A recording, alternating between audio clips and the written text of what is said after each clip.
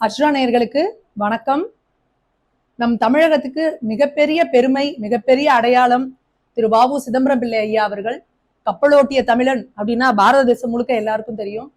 அப்பேற்பட்ட புகழ் வாய்ந்த ஒருத்தருக்கு எப்படி சர்தார் வல்லபாய் பட்டேல் அவர்களுக்கு மிகப்பெரிய உயரமான ஒரு சிலை இருக்கோ அது போல ஒரு சிலை நம்ம தமிழ்நாட்டிலையும் நிச்சயம் நிறுவனம். ஏன்னா எந்த ஒரு சுதந்திர போராட்ட தியாகிகளுமே கோடிக்கணக்கான தன்னோட சொத்தை அந்த தேசத்துக்காக அழிச்சிட்டு கடைசியில தன் வாழ்நாள்ல சாப்பாட்டுக்கு கூட இல்லாத அளவுக்கு வறுமையில இருந்தவங்க யாருன்னா ரொம்ப ஒரு சிலர் தான். அதை விரல் விட்ட நீர்லாம் தமிழகத்துல இல்லைன்னு கூட சொல்லலாம்.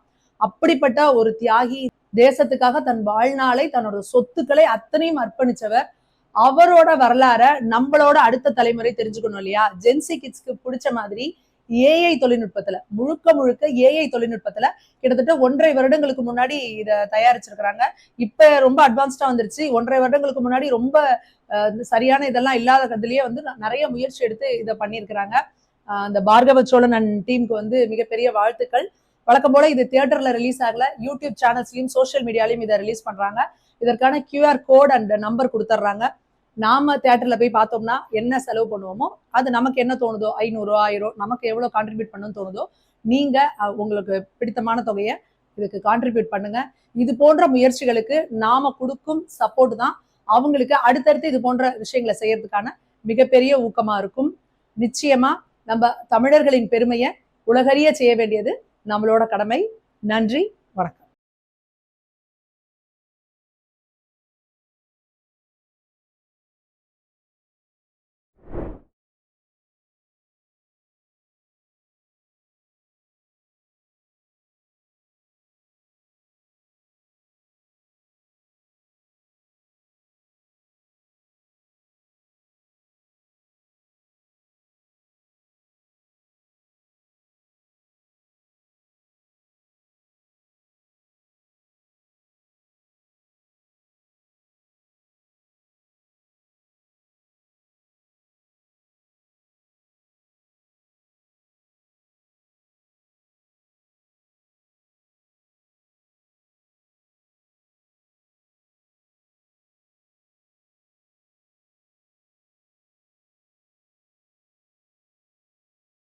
ஆயிரத்தி 1905 வங்காளப் பிரிவினை, 1906 டிசம்பரில் நடந்த கல்கத்தா காங்கிரஸ் மாநாடு ஆகியவற்றைத் தொடர்ந்து கிளர்ந்த சுதேசி இயக்கம் பரந்துபட்ட மக்களை திரட்டும் பேரியக்கமாக வளரத் தொடங்கியது.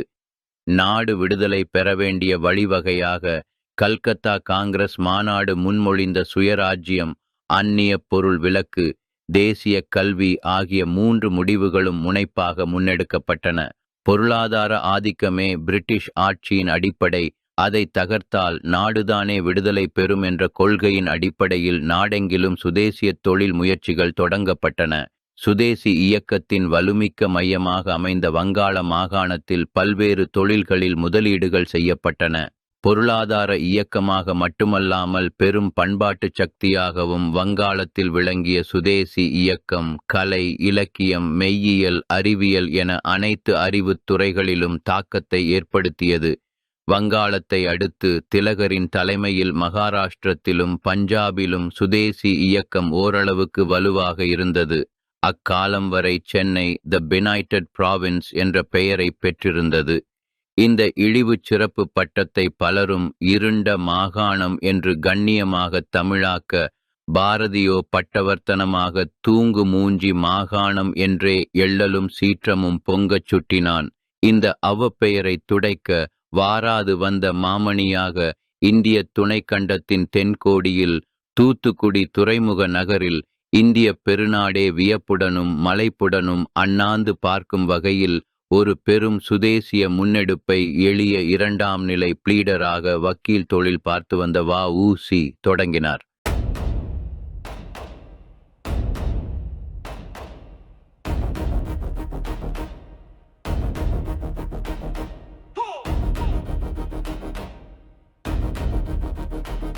விடுதலை வேண்டும், விடுதலை வானம் திறக்கும், விடுதலை மண்ணை விளக்கும், விடுதலை அடிமை விலங்குக்கு உடைக்கும், விடுதலை அந்நியரை விரட்டும், விடுதலை தமிழினமே எழுந்து வா, விடுதலை வேள்வி நடத்திட வா, தமிழினமே எழுந்து வா, விடுதலை வேள்வி நடத்திட வா.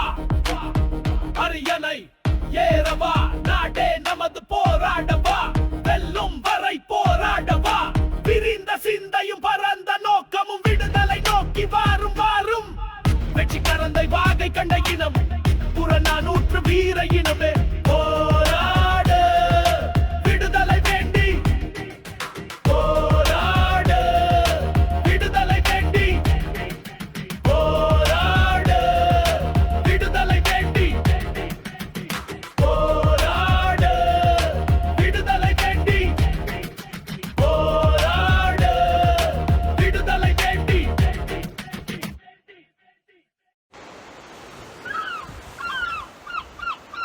அந்நிய துணி எதிர்ப்பு, அந்நிய கப்பல் எதிர்ப்பு, தொழிலாளர் போராட்டம் இவை தனித்தனி போராட்டங்கள் அல்ல. தேச விடுதலை என்ற ஒரே இலக்கை நோக்கி ஒன்றாக நகர்த்தப்பட்ட ஒரே பயணம். அந்த பயணத்தின் திசையை நிர்ணயித்தவர் வ.உ.சி. தமிழன் தன் உழைப்பையும் தன் தொழிலையும் தன் நாட்டிலேயே தன்னம்பிக்கையுடன் நடத்த வேண்டும். அதுவே விடுதலையின் அடித்தளம் என அவர் நம்பினார். அந்த தற்சார்பின் முதல் அடையாளமாக வ.உ.சி. கண்டது கப்பல்.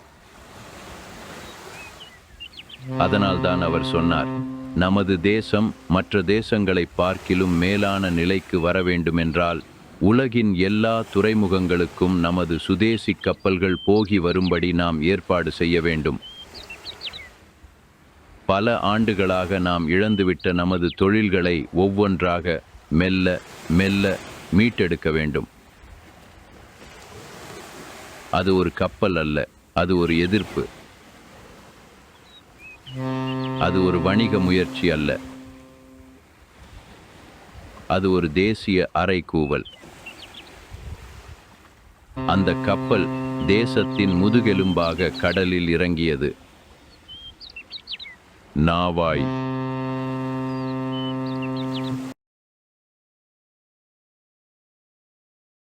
பா சா பா சா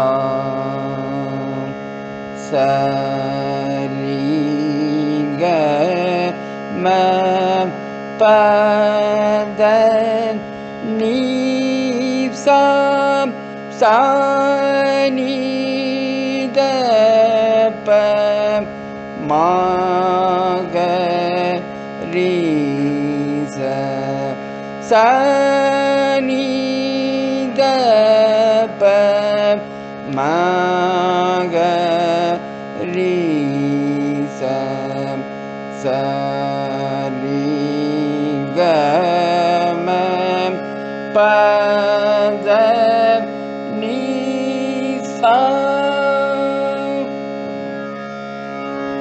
மருந்தபை மந்திரம் மறுமை நல் நேரியவை. மருந்தபை மந்திரம் மறுமை நல் நேரியவை மற்றும் எல்லாம் அருந்துயர் கெடுமவர் நாமமே சிந்தை செய் நல்லெஞ்சமே. பொருந்துதன் பூரவினில் கொன்றைவல் தொரிதர துன்று பைம்பூல்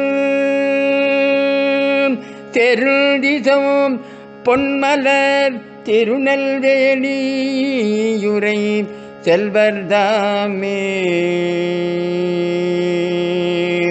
தெருதிசம் பொன்மலர் திருநெல்வேலியுரை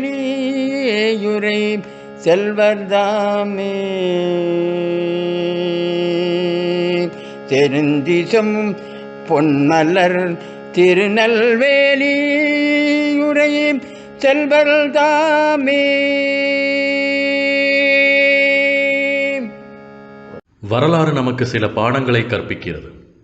வரலாற்றிலிருந்து நாம் கற்றுக்கொண்டது ஒன்றுதான், நமக்கான சர்க்காரை நாம் தான் உருவாக்க முடியும். கரிகால சோழனின் கடல் ஆளுமையும், சேரன் செங்குட்டுவன் இமயத்தையே வென்றதும், நெடுஞ்செழியன் ஆரியப்படை கடந்ததும் நமது நெஞ்சில் ஆணித்தரமாக நிறுத்திக் கொள்ள வேண்டிய விடயங்கள்.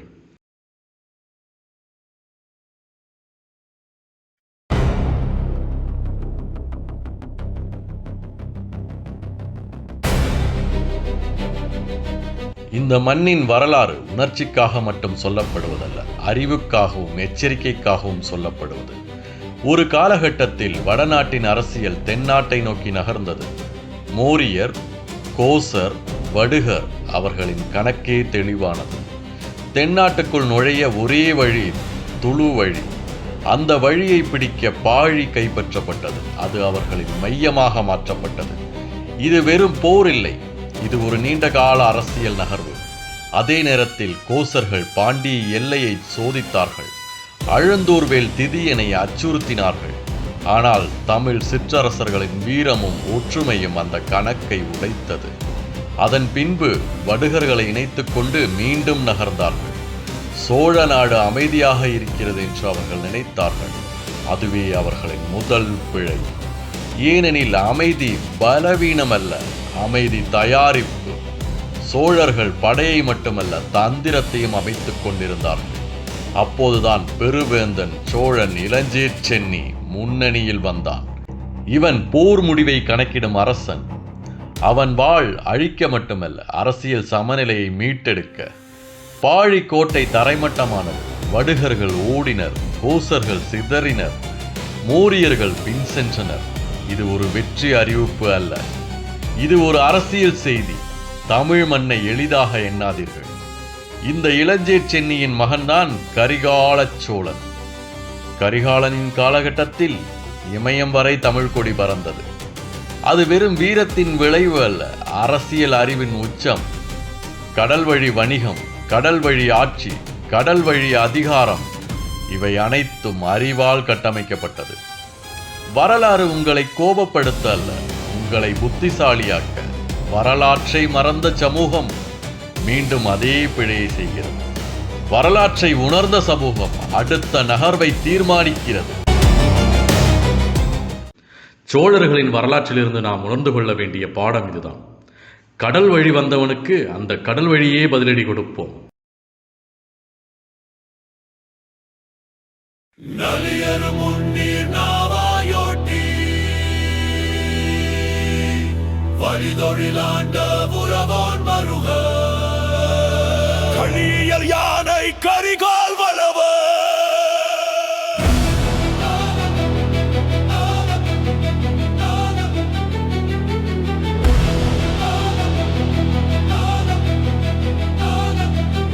புலியன பாயும் உடலில் தீயூட்டும் செந்நெருப்பு நீயே நாவாய் நாயகனே.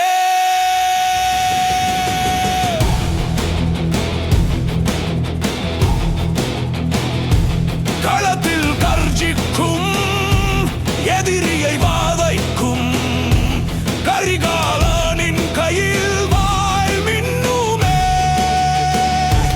யுகங்கள் தாண்டி கடல் மேலாலும் வந்தானே நீ வீர கரிகாலா.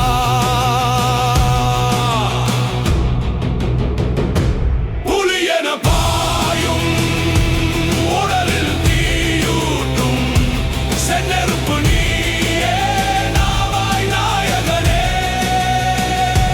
யுகங்கள் தாண்டி கடல் மேலாலும் வந்தானே நீ வீர கரிகாலா. வேகமே வேகமே மின்னல் வாழ் உயர்த்து நாவாய் நாயகனே பகையை வெட்டு. வீரமே வீரமே கண்கள் தீ மூட்டு கரிகாலனே.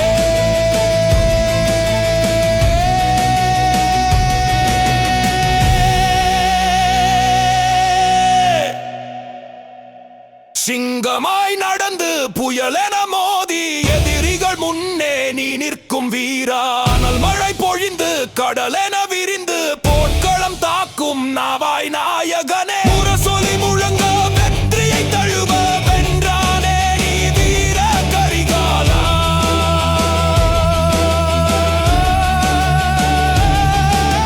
சிங்கமாய் நடந்து புயலென மோதி எதிரிகள் முன்னே நீ நிற்கும் வீரா. முரசொலி முழங்க வெற்றியை தழுவ வென்றானே நீ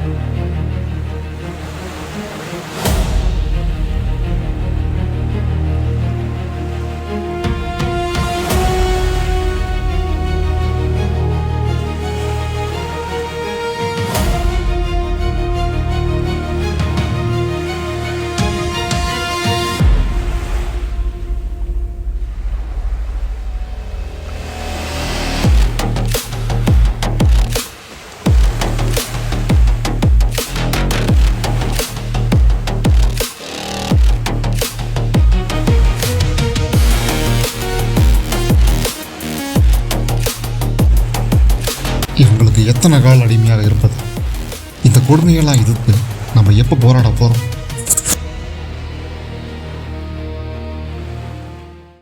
இந்த மண்ணில் உழைக்கும் மனிதனுக்கு உரிமை இல்லை. கடல் கூட அவனுக்கு சொந்தம் இல்லை. ஆங்கில கப்பல்கள் தூத்துக்குடி துறைமுகத்தை நிரப்பி நின்றன. தமிழன் கட்டிய துறைமுகத்தில் தமிழனுக்கே இடமில்லை. உழைப்பு இருந்தது, ஆனால் அதிகாரம் இல்லை. அந்த நேரத்தில் ஒரு மனிதன் எழுந்தான். அவன் ஆயுதம் தூக்கவில்லை, ஆனால் அவனது வார்த்தைகள் ஆட்சியை நடுங்க வைத்தது.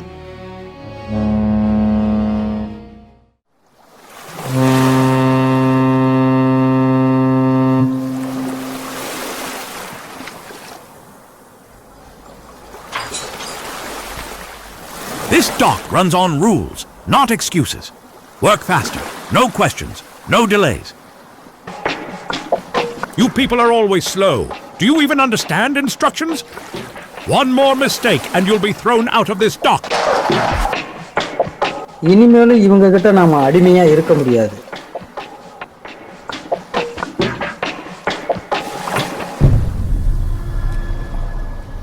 Discipline. Follow our orders, otherwise no loading for you.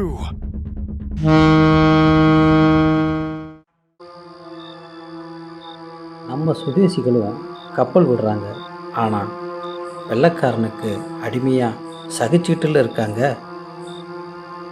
சட்டத்தை காட்டியே நடக்கும் இந்த அநியாயத்தை யார் தான் தட்டி கேட்க போகிறாங்கன்னு தெரியலையே.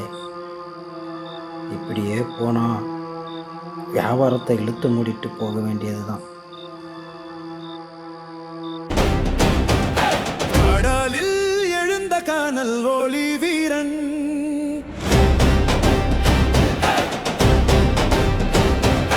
விடுதலை தீயை மூட்டிய சூரன்,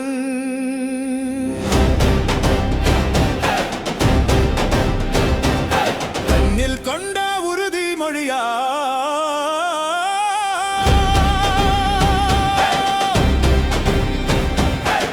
தமிழர் பெருமை உயர்த்திய தலைவன்.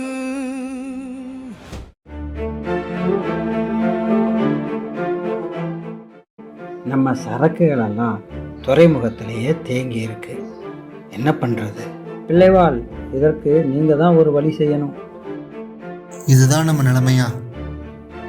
சுதேசிங்கன்னாவே அளவுக்கு மிஞ்சின கிஸ்தி, அளவுக்கு மிஞ்சின கூலி.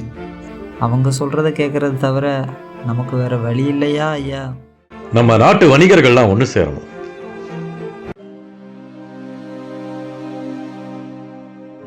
வெள்ளைக்காரன் வச்சது தான் சட்டமாக இருக்குது பிள்ளைவாள். நம்ம வியாபாரம் பிழைக்கணும்னா அவங்க கேட்குற கூலியை கொடுத்து தான் ஆகணும். வெள்ளைக்காரன் கப்பல்னா கிஸ்தி குறைச்சல், கூலியும் குறைச்சல்.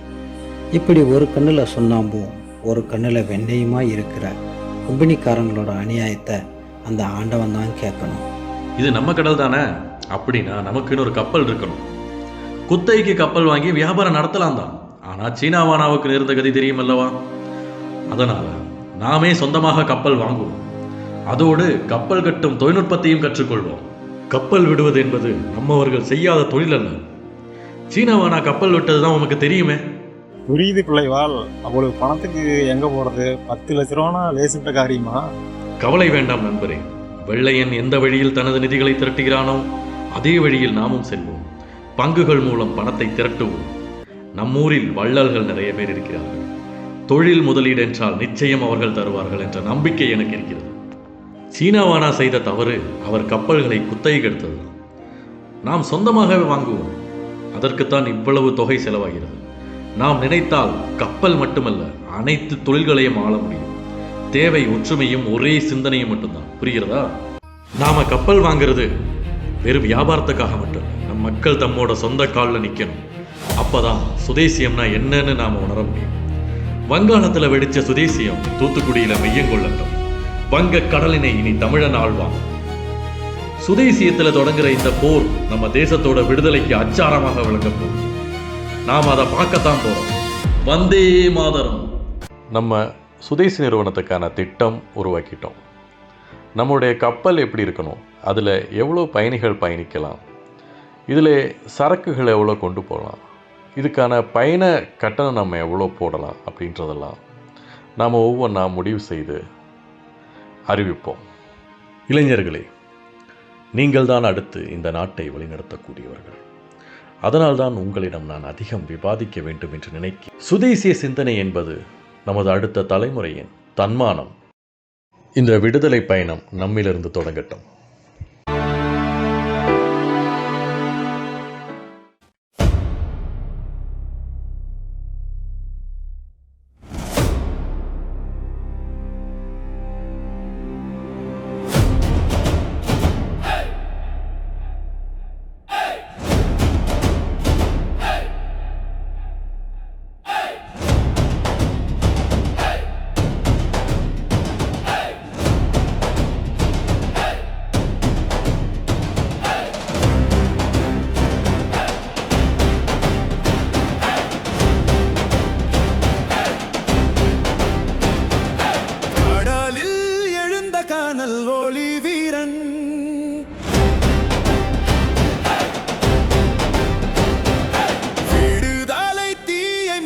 சூரன்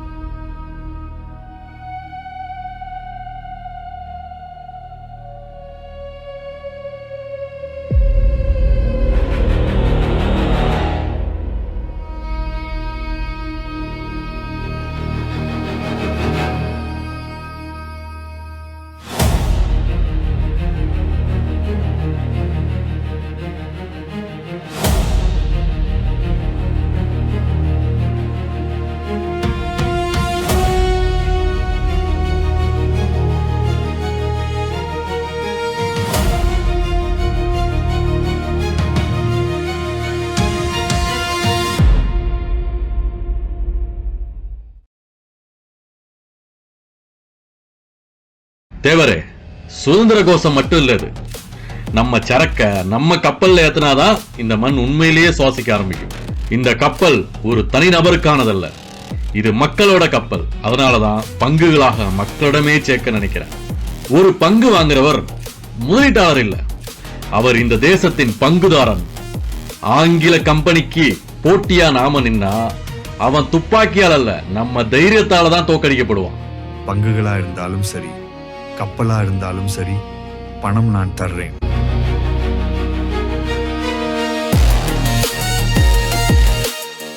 சுதேசி என்பது ஒரு கப்பல் அல்ல, அது நம்முடைய தன்னம்பிக்கை. இன்று இந்த கடலில் ஓடும் கப்பல் நாளை இந்த நாட்டின் விதியை மாற்றும். நாம் செலுத்தும் ஒவ்வொரு ரூபாயும் நமது விடுதலையின் எரிபொருள்.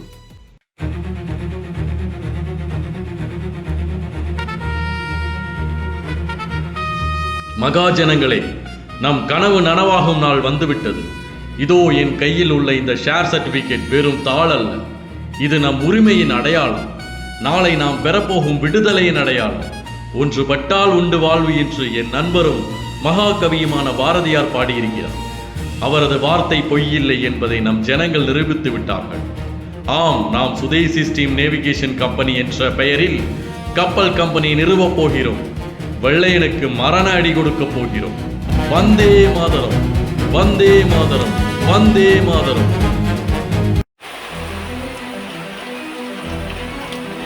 நான் எனது பயணங்களில் பெரும்பாலும் பாரதியையும் பாரதியின் பாடல்களையும் நினைப்பதுண்டு.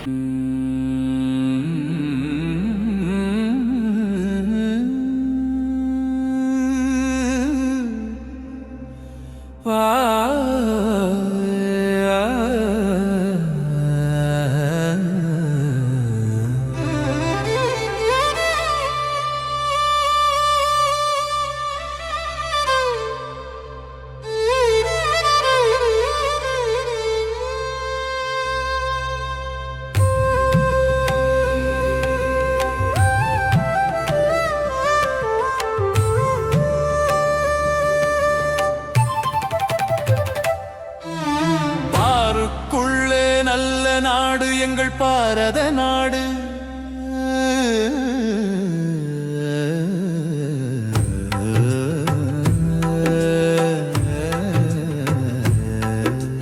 ஞானத்திலே பரமோனத்திலே உயர்மானத்திலே லன்னதானத்திலே கானத்திலே அமுதாக நிறைந்த கவிதையிலே உயர் நாடு.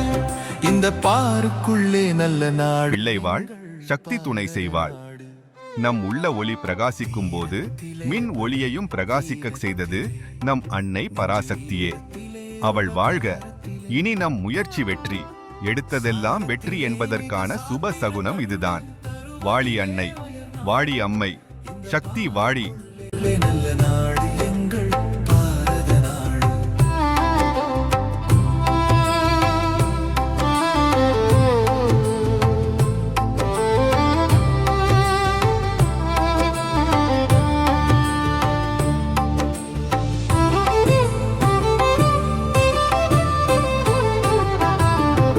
நன்மையிலே உடல் வன்மையிலே செல்வ பன்மையிலே மரத்தன்மையிலே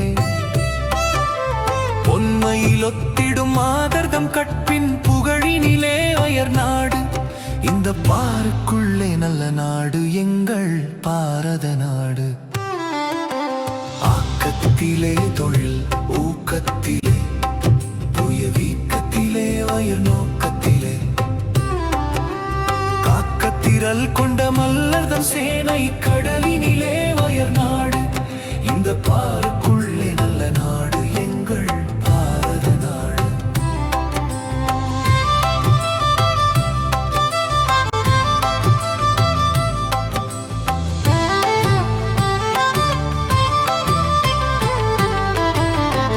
வன்மையிலே ஒளத்திண்மையிலே மனத்தன்மையிலே மதிநுண்மையிலே உண்மையிலே தவறாத புலவர் உணர்வினிலே வயர் நாடு.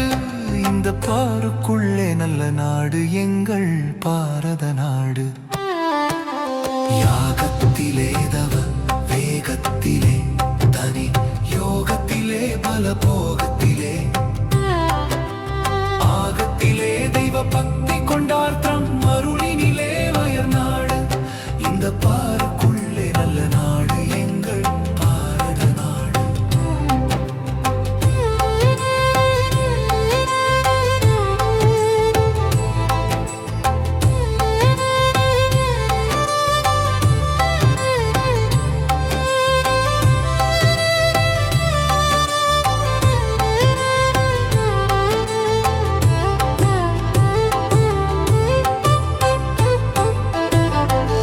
ஆற்றினிலே சுனையூற்றினிலே தென்றல் காற்றினிலே மலை பேற்றினிலே ஏற்றினிலே பயனீந்திடும் காலி இனத்தினிலே அயர் நாடு. இந்த பாருக்குள்ளே நல்ல நாடு எங்கள் பாரத நாடு. பாரதியுடனான நட்பு என்னை சோழனாகவும் அவரை கம்பனாகவும் நினைக்கும்படி செய்தது. என் மனமும் என் மகவும் என் பொருளும் என் மனமும் என் பொருளும் என் மனமும் கொன்றிடினும் யான் கொன்றேன்.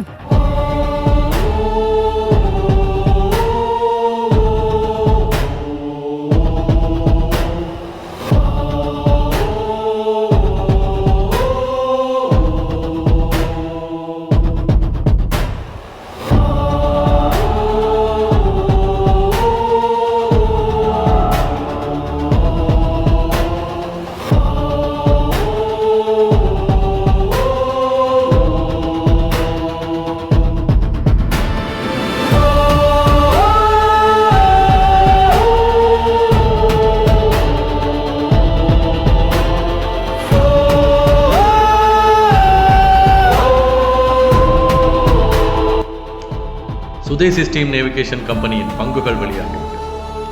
எல்லோரும் வாங்கி ஆதரவு கொடுங்கள். ஒரு பங்கின் விலை ரூபாய் 25. இப்போதைக்கு இது பெரிய தொகையாக இருந்தாலும் நாளை நமது விடுதலையின் அஸ்திவாரம் இந்த தொகைதான். மகாஜனங்களே, நமது சுதேசி நாவாய் சங்கம், அதாவது சுதேசி ஸ்டீம் நேவிகேஷன் கம்பெனியை 1882 ஆண்டு வெள்ளையன் உருவாக்கிய கம்பெனி சட்ட விதிகளின்படி பதிவு செய்து விட்டோம். இனி வங்கக்கடலிலும் நம் சிங்கக்குரல் கர்ஜிக்கும். வந்தே மாதரம். கடலில் எழுந்த கானல் ஒளி வீரன்,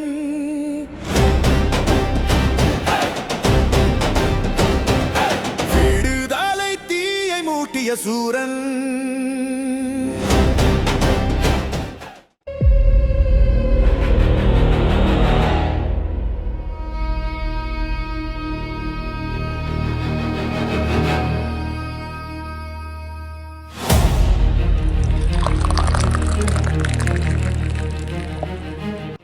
தூத்துக்குடி துறைமுகம். அலைகள் வழக்கம்போல் மோதிக்கொண்டிருந்தன. ஆனால் அந்த நாளில் ஆங்கிலேயர்களின் மனதில் ஒரு அலை மட்டும் அமைதியாக இல்லை. சுதேசி கப்பல் வருகிறதாம். இந்த செய்தி ஒரு தகவல் அல்ல, ஒரு எச்சரிக்கை. இதுவரை கடல் அவர்களுடையது, வணிகம் அவர்களுடையது, ஆட்சி அவர்களுடையது. ஆனால் இப்போது இந்திய மண்ணிலிருந்து எழுந்த ஒரு மனிதன் அவர்களுடைய அதிகாரத்தை நேரடியாக சவால் செய்கிறான். அவர் ஒரு போராளி. அவர் மக்கள் இயக்கம் கட்டிய வீரர். ஆங்கிலேயர்களுக்கு பயம் வந்தது கப்பலால் அல்ல, அந்த கப்பலின் பின்னால் நிற்கும் மக்களால்.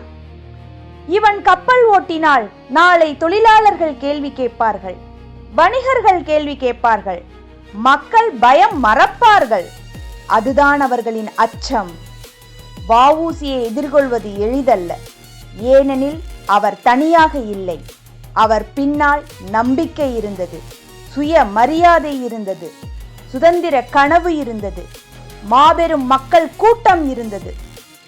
அதனால்தான் ஆங்கிலேயர்கள் யோசித்தார்கள், எப்படி இதை தடுக்கலாம். ஆனால் அவர்கள் மறந்தது ஒன்று, இந்த மண் வீரத்தின் விளை நிலம்.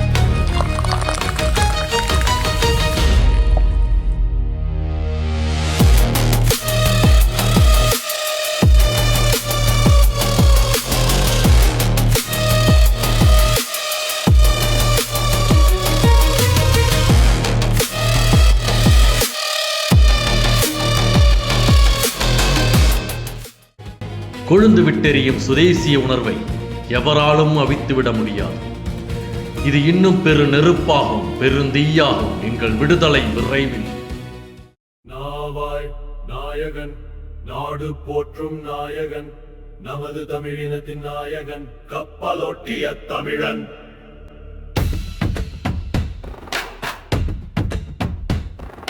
தூத்துக்குடி நகரிலே எழுந்த சுடரோன், தூய உழைப்பாளர் சிந்தனையோன், விடுதலை பேசியோன். நாவாய் நாயகன், விடுதலை வேள்வியின் நாயகன், வஉசி வஉசி வஉசி. வந்தே மாதரம் வந்தே மாதரம். நாவாய் நாயகன், வணிக சுதந்திர நாயகன், வஉசி வஉசி வஉசி.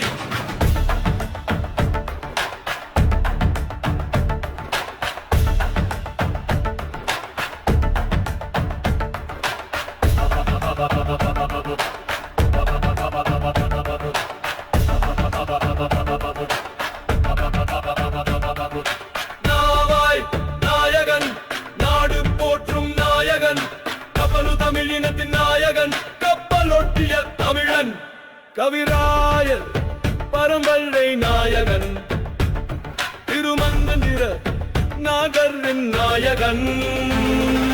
நாவாய் நாயகன், நாவாய் நாயகன், நாவாய் நாயகன், நாடு போற்றும் நாயகன், நமது தமிழினத்தின் நாயகன், கப்பலோட்டிய தமிழன், காவு சிதம்பரம் பிள்ளை சொல்வர நாயகன், வீரரின் மரம்பரையகன், கப்பலோட்டிய தமிழன். நாவாய் நாயகன், நாடு போற்றும் நாயகன், நமது தமிழினத்தின் நாயகன், கப்பலோட்டிய தமிழன்.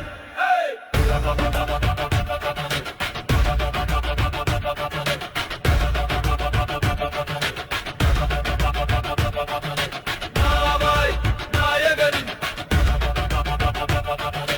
நாவாய் நாயகன்.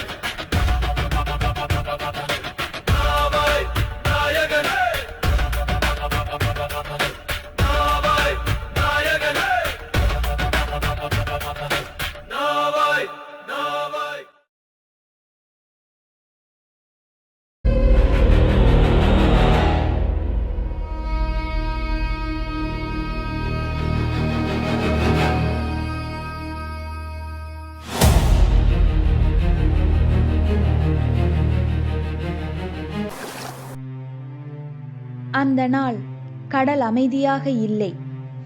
ஆங்கிலேயரிடம் உறக்கம் இல்லை. வ.உ.சி.யின் வெற்றி ஒரு மனிதனின் வெற்றி அல்ல, அது ஒரு பேரரசின் தூக்கத்தை பறித்த எச்சரிக்கை. கடல் வழியாக வந்தவர்கள் இந்த மண்ணை ஆளலாம் என்று நினைத்தார்கள். ஆனால் அதே கடல் வழியே மறுபடியும் பிறந்தது ஒரு எதிர்ப்பு. அந்த எதிர்ப்பின் பெயர் வ.உ. சிதம்பரம் பிள்ளை. கப்பல் அது வியாபாரம் இல்லை, அது அதிகாரம் இல்லை, அது விடுதலையின் ஆயுதம். ஆங்கிலேயன் நினைத்தான், கடல் நம்ம கையில், இந்த நாடும் நம்ம கையில். ஆனால் ஒரு மனிதன் எழுந்தான். அவனிடம் பணம் இல்லை, படை இல்லை, அரசாணை இல்லை. ஆனால் ஒன்று இருந்தது, தேசத்தின் மேல் உயிர். பங்குகளாக சேகரிக்கப்பட்டது பணம் அல்ல, மக்களின் நம்பிக்கை. ஒரு கப்பல் நீரில் இறங்கிய நாளில் ஆங்கிலேயர்களின் கண்களில் முதன் முறையாக பயம் தெரிந்தது. ஏனென்றால் அன்று அவர்கள் உணர்ந்தார்கள், இந்த நாட்டுக்காரன் தன்னை ஆளத் தெரிந்தவன் என்று. வரலாறு பெற்றெடுத்த வீர மகன் வ.உ.சி. அவன் எழுந்தது பதவிக்காக அல்ல, புகழுக்காக அல்ல, செல்வத்துக்காக அல்ல, இந்த மண்ணுக்காக. அதே மண்ணுக்காக இரத்தம் சிந்தினான், சிறைக்கு சென்றான், மனிதனை மிருகமாக்கும் செக்கை இழுத்தான். உடல் சோர்ந்தது, ஆனால் அவனுடைய தலை நிமிர்ந்தே இருந்தது. அவன் வீழ்ந்தானா? இல்லை. அவன் சுமந்த துன்பம் ஒரு மனிதனுக்கானது இல்லை, ஒரு தேசத்தின் விடுதலைக்காக. அவன் வேறு நிலத்தில் பிறந்திருந்தால் இன்று அவன் ஒரு கடவுளாக வழிபடப்பட்டிருப்பான். ஆனால் அவன் பிறந்தது இந்த மண்ணில். அதனால் அவன் கடவுள் அல்ல, விடுதலையின் அடையாளம். இது முடிவு இல்லை, இது அமைதி இல்லை, இது ஒரு புயலுக்கு முன் நிசப்தம். ஆம், இனிதான் வரலாறு துவங்குகிறது. இது ஒரு மனிதனின் கதையல்ல, ஒரு தேசத்தின் எழுச்சி. வ.உ.சி.யின் வரலாறு, இந்த மண்ணின் வரலாறு. இனிதான் ஆரம்பம். மாவான்.